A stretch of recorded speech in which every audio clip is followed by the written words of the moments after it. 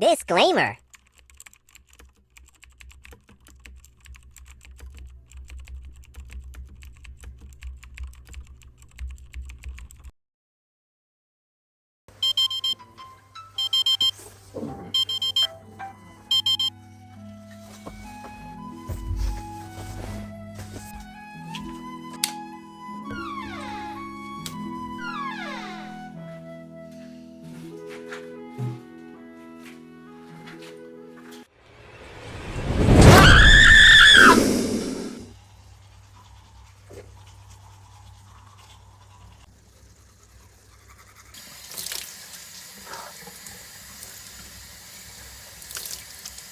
मान्छेहरू सुँगुरको खोर जस्तो बनाएर बसिरहेको हुन्छ कोठा नै सफा नगरेर।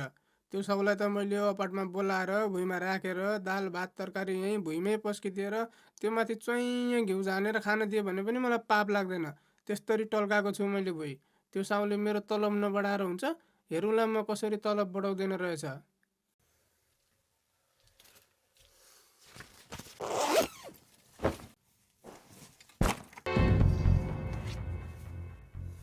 तलब बढाउने तरिका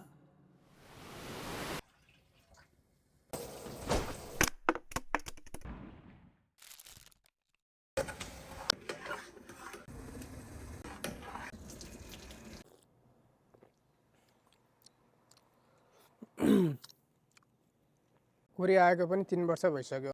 मूल्य वृद्धि बढेको छ। न कम्पनीमा साउले तलब बढाउन मान्छ, न काम छोडेर जान दिन्छ। यस्तो पाराले भएन। वार कि पार। आज चाहिँ साउसँग गएर जसरी पनि कुरा नगरी भएन। तलब बढाउने तरिका आइडिया नम्बर 1। सुरुमा साउलाई गएर हिंसा गर्ने, त्यसपछि साउ खुसी भएर म तेरो भक्ति देखेर प्रसन्न भएछ क्या माग, के वर माग्छस् माग भनेर भन्छ। त्यसपछि आजदेखि मेरो तलब बढाएर एक दिनको 1,20,000 उन बनाइदिए भनेर भन्ने। त्यसपछि साउले तथास्तु भनेर गोजीमा हात हालेर एडभान्स स्यालेरी पनि दिन्छ। नोट: साउलाई हिंसा गर्दा 90 डिग्री एङ्गलमा ढाड नेउराएर हिंसा गर्ने।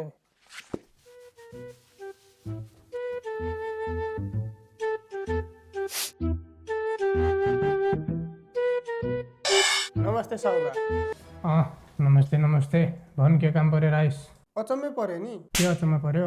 अब के अचम्म भन्ने, नेपालको 1 महिना बराबर त कोरियाको 1 वर्ष हुँदो रहेछ नि। होइन त नेपाल छुट्टीमा गएर बौलाएर आइस क्या हो? 1 महिना भनेको त सबै देशमा 1 महिना हुन्छ नि। कतै 1 महिना, कतै 1 वर्ष, यस्तो पनि हुन्छ कतै। थाहा रहेछ त, सबै देशमा 1 महिना भनेको 1 महिना नै हुन्छ, 1 वर्ष भनेको 1 वर्ष नै हुन्छ भनेर। खै त 2 वर्ष भइसक्यो तलब बढाइदिन्छु भनेको छैन त। पख न पख, अब कम्पनीको अवस्था पनि नाजुक छ। यत्रो समय तैँले पनि दुःख गरिस्। 2 महिना जति कुरिदिएन बाबु, अर्को 2 वर्षमा त तेरो तलब बढाइदिइहाल्छु नि म। 2 वर्ष 2 महिनामा केही पनि जान्दिनँ है। आजदेखिबाट मेरो तलब बढ्न पर्यो, नत्र के गर्छस् बाबु? नत्र गइदिन्छु म त। जा गइहाल। काम गर्ने मान्छे टन्नै छन् भाइ मेरोमा। जान्न म कतै। 3 वर्ष भयो कम्पनीमा काम गर्न थालेको। आजदेखिबाट मेरो तलब बढाएर एक दिनको बेसिक तलब 1,20,000 हुन चाहियो। म अरू कुरा केही पनि थाहा छैन मलाई। ओइसाउ सुन, 2 वर्ष 2 महिनामा केही पनि जान्दिनँ। आजदेखिबाट तैँले तेरो कम्पनी मेरो नाममा नामसारी गरिदिइहाल। तँसँग भएको घर जग्गा गाडी सरसम्पत्ति के के छ त्यो पनि सबै मेरो नाममा गरिदिइहाल। आजदेखिबाट म तेरो साउ, तँ मेरो काम गर्दा घर साउको लागि एक कप कफी बनाएर रहेछ। आइडिया नम्बर 1 ले पनि काम गरेन। Idea number 2। फेरि साउलाई गएर हिंसा गर्ने, त्यसपछि कम्पनीमा कसले राम्रो काम गर्छ, कसले काम ठग्छ, कसले टोयलेटमा 1 घन्टासम्म बसेर हग्छ, सबै कुराहरू लगाउने। त्यसपछि साउलाई आफू समस्यामा परेको दुःखको कुराहरू सुनाउने। साउको मन पग्लिएर घुँडाबाट आँसु आउँछ। त्यसपछि ज्याकेटको चेन फुकालेर गोजीबाट पैसा झिकेर एडभान्स स्यालेरी र यसपटक बोनसहरू पनि दिन्छ। ओ नमस्ते है साउबा, नमस्ते। फुर्सदै हुनुहुन्छ भने यसो एकछिन समय चाहिएको थियो। भन् के कुरा हो? कम्पनीमा कसले राम्रो काम गर्छ, कसले काम ठग्छ, कसले टोयलेटमा 1 घन्टासम्म बसेर हग्छ, सबै कुराहरू लगाउने। भन्न हो, भन् छिटो, के चाहिँ पर्यो? त्यो अस्ति भर्खरै आएको रामे छैन रामे साउबा? के हो थाहा छ मलाई। अर्को हप्ता गएर त्यसको एलियन कार्ड बनाइदिन्छु भनेको छु त। फेरि किन आइस? एलियन कार्ड होइन के होइन साउबा, एलियन कार्ड होइन। एलियन कार्ड होइन अनि के हो त? कामै नगरी बस्छ त्यो बतासाला, भनेको पनि केही मान्दैन। कामै नगरी बस्छ भनेको पनि मान्दैन रे। अन्त सिनियर भएपछि तैँले भनेको त्यसले मान्नुपर्छ है पर्दैन? थर्कान त्यसलाई। त्यही भनेको के साउबा, मैले पनि त्यही भनेको। सिनियरले कामबाट आयो दुःख दियो भनेर गाउँभरि हल्ला गरेर बसिरहेछ। होइन तैँले के चाहिँ काम गराइस् त्यस्तो त्यसले भनेको मानेन भन् त मलाई। सिन्कोसम्म भाग्दैन नि साउबा। मैले त्यसलाई आइतबारदेखि शुक्रबारसम्म त खाना बना, शुक्रबारदेखि आइतबारसम्म म खाना बनाउँछु, मिलेर खाना बनाउँला भनेको त्यो पनि मान्दैन। त यसो एकछिन काम गर्दै गर, म यसो एकछिन सुतेर आउँछु भनेको त्यो पनि मान्दैन। मिलेपछि त काम गर्नु पऱ्यो नि, पऱ्यो कि परेन भन्नु त, मिलेर काम गर्नु पऱ्यो कि परेन? त्यो त पर्छ नि, मिलेर बराबर गर्नुपर्छ नि। हो, अनि मैले त्यसलाई त भाडामा म पानी हाल्छु भनेको त्यो पनि मान्दैन, केही पनि मान्दैन नि। भर्खर कोरिया आएको छ बिचरा त्यो पनि, अब तैँले पनि सहयोग गरिदिनु पर्यो नि। सुरुमा आउँदा त गाह्रो हुन्छ नि सबैलाई। दिउँसभरि काममा गाह्रो भयो भने नाटक गरेर बस्छ त्यो, रातभरि कोठामा पब्जी खेलेर बस्छ, त्यसलाई मैले सहयोग गर्नु? होइन के चाहिँ गरौँ त ल, म त आफै भन्न त ल। बत्तीको अगाडि बसेर बोलिरहेको छु साउबा, तपाईँलाई ढाँटेको जस्तो लाग्छ भने गुचो पाएर बरु मेरो मुखमा थुकिदिनु। तर म तपाईँको ठाउँमा भएको भए चाहिँ त्यो काम चोर गधालाई चाहिँ उहिले निकालिदिइसक्थेँ। बरु म जस्तो इमान्दार राम्रो काम गर्ने कामदारहरूलाई चाहिँ यसो यसो यसो के त? यसो तलबहरू बढाइदिन्थे, बोनसहरू दिन्थे, भत्ताहरू दिन्थे। ए सेक्या, भनेपछि त यहाँ आफ्नो तलब बढाउनको लागि साथीको कुरा लगाउन आएको। त्यस्तो होइन क्या साउबा, त्यस्तो होइन। अनि कस्तो त? महँगीले आकाश छुइसक्यो, खाना लाउनै धौधौ परिसक्यो, सहयोग गरिदिनु पर्यो, गाह्रो भयो के। कम्पनीलाई पनि गाह्रै छ। थोरै भए पनि बढाइदिनु पर्यो, धर्मै हुन्छ साउबा तपाईँलाई। धर्मै हुन्छ अरे सेक्या।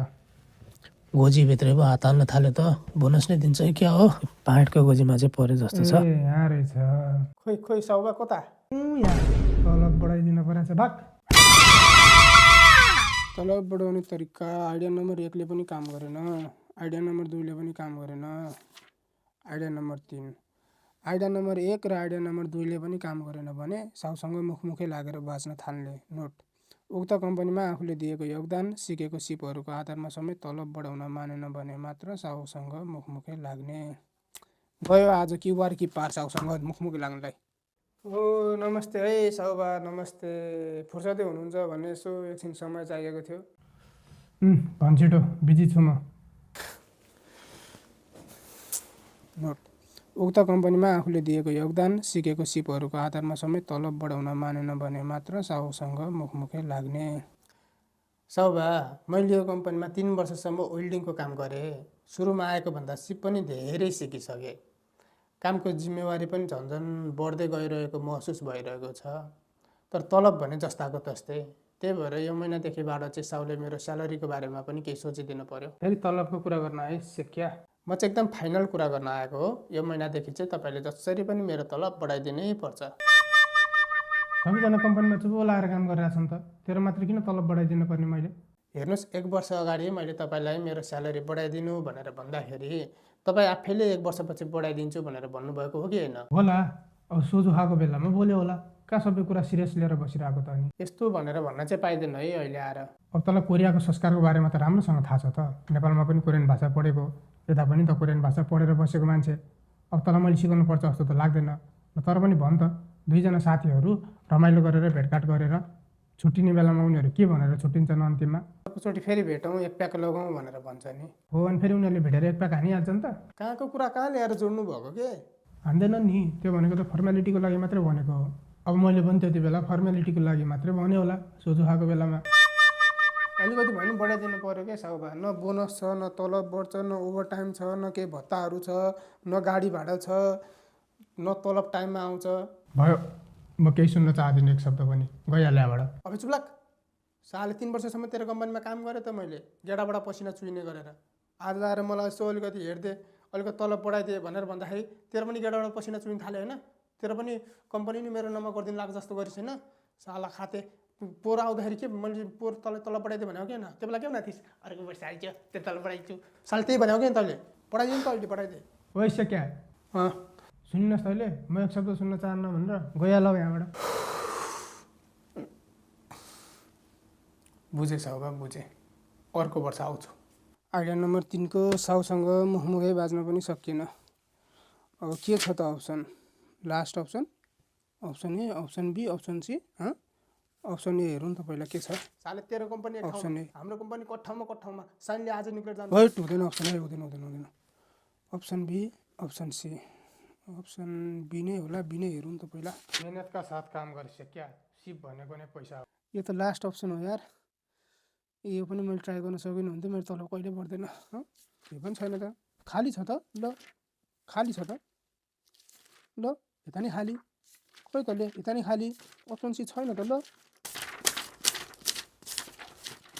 ल कहाँ गयो ल अप्रो छ क्या हो कहाँ गयो बे अप्सन सी ए भाइ केही त लेखा हुनुपर्ने हो कि कतै केही पनि छैन त ल त्यो त कसरी हुन्छ यो त हुनै सक्दैन मैले केही देखेँ हो यहाँ लास्टमा महिनाको 2 लाख कमाउँदा पनि पुगेन र